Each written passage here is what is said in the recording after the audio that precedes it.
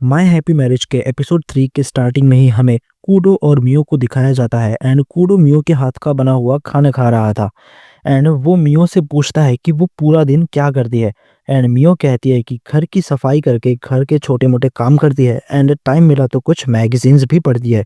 फिर कूडो कहता है कि मुझे जब नेक्स्ट छुट्टी मिलेगी तब मैं टाउन जाने के बारे में सोच रहा हूँ एंड तुम भी मेरे साथ चलोगी। एंड ये सुनने के बाद मियो काफ़ी ज़्यादा सरप्राइज़ हो जाती है एंड कूडो से कहती है कि अगर वो उसके साथ गई तो कूडो को बेकार में ही परेशानी होगी, बट कूडो कहता है कि ऐसा कुछ नहीं होने वाला है एंड तुम मेरे साथ चलोगी। ऊपर से तुमने काफ़ी टाइम से टाउन देखा भी नहीं है। और फिर वो वहाँ से चला जाता है एंड दूसरी तरफ मियो काफ़ी ज़्यादा सरप्राइज़ थी एंड मन ही मन में वो काफ़ी ज़्यादा एक्साइटेड भी थी एज़ ये उन दोनों का पहला डेट होने वाला है। एंड फिर सीन शिफ्ट होता है एंड हमें अगले दिन का सीन दिखाया जाता है जहाँ मियो तैयार हो रही थी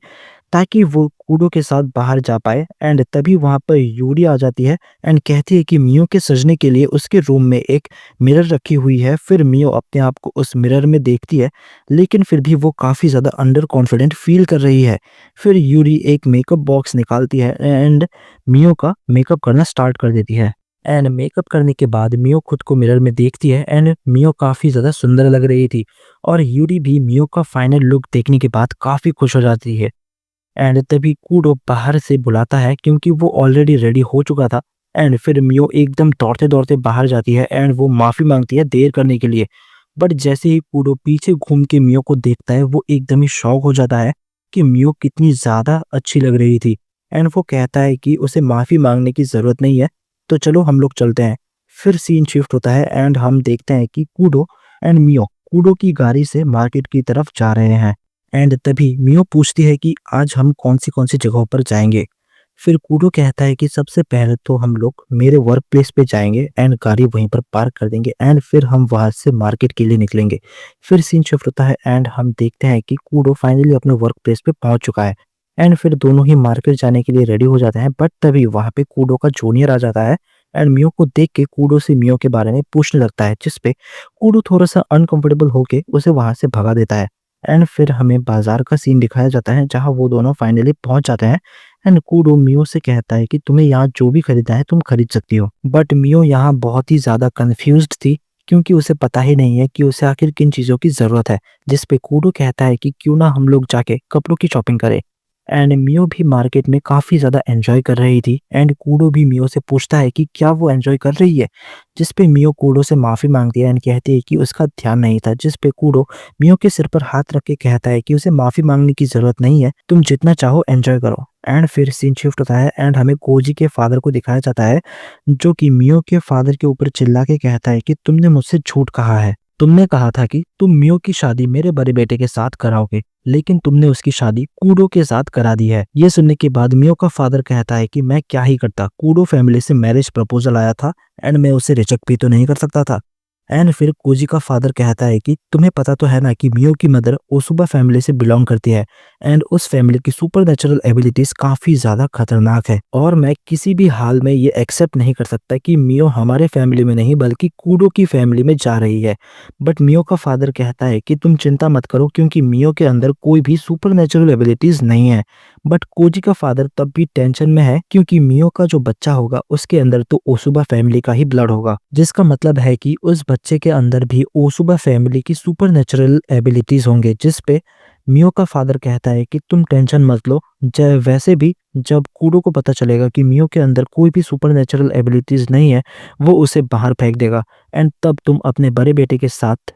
मियो की शादी करवा लेना। एंड हम देखते हैं कि काया भी ये सब बातें सुन लेती है एंड तभी वहाँ पे एक मेड आती है एंड काया उससे भी इस बारे में पूछती है, जिसपे वो मेड बताती है कि उसे इतना तो नहीं पता बट वो लोग मियो के बारे में ही बात कर रहे हैं। जो सुनने के बाद काया काफ़ी ज़्यादा एनॉय हो जाती है एंड तभी वहाँ पे कोजी आ जाता है एंड वो सिचुएशन को लाइट करने के लिए काया से शॉपिंग पे चलने को कहता है। फिर सीन शिफ्ट होता है एंड हम देखते हैं कि कूडो मियो को एक क्लोथ शॉप में लेके आया है एंड ये कूडो फैमिली के लिए काफ़ी करीबी शॉप है। एंड फिर इस शॉप की ओनर आके कूडो को ग्रीट करती है एंड वो जैसे ही मियो को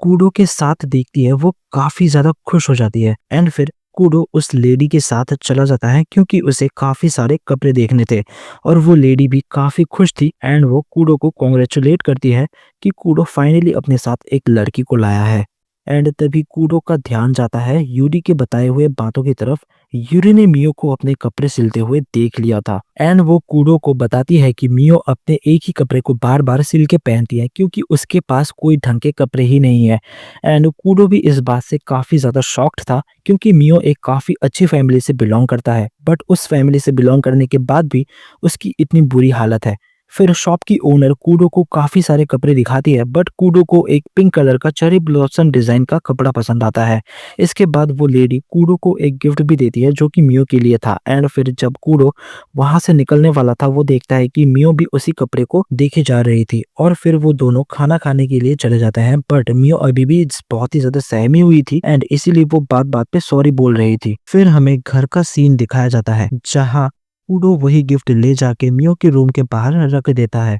एंड अगले ही मोमेंट जब मियो रूम के बाहर निकलती है तो उसे वही गिफ्ट दिखता है। जैसे ही वो उस गिफ्ट को उठा के खोल के देखती है वो एकदम ही सरप्राइज हो जाती है क्योंकि बॉक्स के अंदर एक काफी सुंदर एंड एक्सपेंसिव हेयर कॉम्ब रखा हुआ था, जो देखने के बाद मियो कूडो के रूम में चली आती है एंड कूडो से पूछती है कि क्या उसने ही मियो को ये दिया है क्योंकि वो उसे नहीं रख सकती क्योंकि वो बहुत ही ज़्यादा एक्सपेंसिव है। बट कूडो कहता है कि नहीं, तुम्हें ये एक्सेप्ट करना ही होगा एंड वो जैसे ही मियो की तरफ देखता है वो एकदम ही सरप्राइज हो जाता है क्योंकि मियो काफ़ी ज़्यादा खुश लग रही थी एंड वो कूडो को थैंक यू बोलती है। और फिर हमें कूडो के ऑफिस का सीन दिखाया जाता है जहां हम देखते हैं कि उसने एक डिटेक्टिव हायर किया था जो आदमी कूडो को मियो के फैमिली के बारे में पूरी डिटेल्स देता है एंड कहता है कि मियो की जो मदर है वो उसके बचपन में ही गुजर गई थी एंड मियो की स्टेप मॉम मियो के साथ काफी बुरा बिहेव करती है। इवन उसका जो फादर है वो भी उससे काफी बुरी तरह से ट्रीट करता है क्योंकि मियो के पास कोई भी सुपर नेचुरल एबिलिटीज नहीं है एंड उसे इसी वजह से अपनी ही फैमिली में सर्वेंट की तरह रखा गया था। जो सुनने के बाद कूडो काफी बुरा फील करता है। ये सब इन्फॉर्मेशन लेने के बाद कूडो घर वापस जाने के लिए अपनी कार के पास जाता है, बट तभी उसे कुछ अजीब सा फील होता है एंड तभी उसे आसमान में कुछ बर्ड जैसे चीज दिखती है जो देखने के बाद कूडो उन पर अटैक कर देता है एंड कहता है कि कौन ऐसे शिनिगामी भेज के मुझ पर नजर रख सकता है। एंड यहीं पे ये एपिसोड भी खत्म हो जाता है। सो अगर तुम लोगों को इस एपिसोड का भी एक्सप्लेनेशन पसंद आया हो सो प्लीज लाइक कर देना वीडियो को एंड चैनल को सब्सक्राइब करना बिल्कुल भी मत भूलना क्योंकि मैं नेक्स्ट एपिसोड भी बहुत ही जल्द लाऊंगा। सो चलो मिलते हैं किसी नए वीडियो में।